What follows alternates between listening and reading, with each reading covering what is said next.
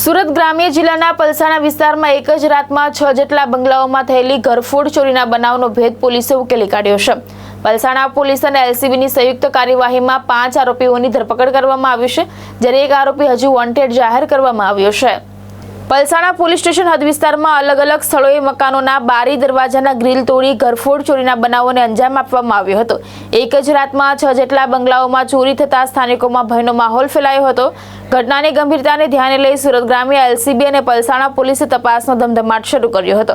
દરમિયાન મળેલી બાતમીના આધારે બલેશ્વરના બિલાલનગર વિસ્તારમાં ખાનભાઈની ચાલમાં દરોડા પાડવામાં આવ્યા હતા, જ્યાંથી 5 આરોપીઓને ઝડપી પાડવામાં સફળતા મળી હતી। ઝડપાયેલા આરોપીઓમાં 3 પુરુષ અને 2 મહિલાઓનો સમાવેશ થાય છે। પોલીસે આરોપીઓ પાસેથી કુલ ₹4,34,300નો મુદ્દામાલ કબજે કર્યો છે।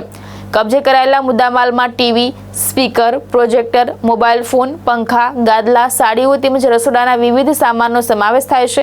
પોલીસે ઘરફોડ ચોરીના 4 ગુનાઓનો ભેદ ઉકેલી કાઢ્યો છે।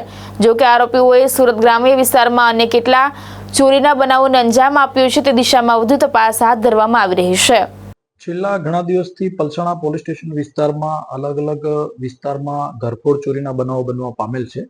એ બાબતે સુરત ગ્રામ્ય પોલીસ અધિક્ષક સાહેબ તથા સુરત રેન્જ આઈજીપી સાહેબની કડક સૂચના અને માર્ગદર્શન હેઠળ સુરત ગ્રામ્ય પોલીસની ટીમો બનાવવામાં આવી હતી, જેની અંદર પલસાણા પોલીસ તથા એલસીબી, પહેલો ફલ્લો અને એસઓજી આ તમામ માણસોની અલગ અલગ ટીમો બનાવી અલગ અલગ દિશામાં વર્કઆઉટ શરૂ કરવામાં આવ્યું હતું।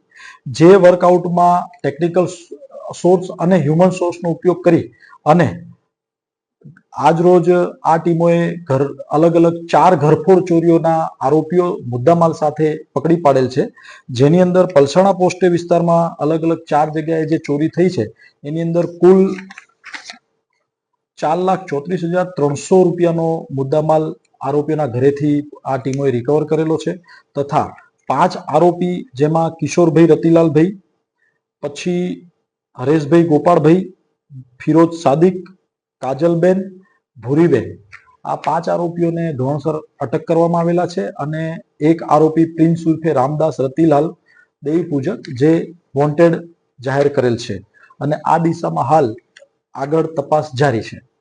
सर ये लोग पहले भी कहीं पे ऐसा चोरी का अंजाम दिया है या पहले बार ऐसा? अभी इस एरिया में तो पहली बार देखा गया है इनका, पर अभी इन्वेस्टिगेशन चल रहा है। हो सकता है कहीं और कुछ एरिया में इन्होंने चोरी की हो, ऐसा हो सकता है। भावेश उपाध्याय, दृष्टिकोण न्यूज, सूरत।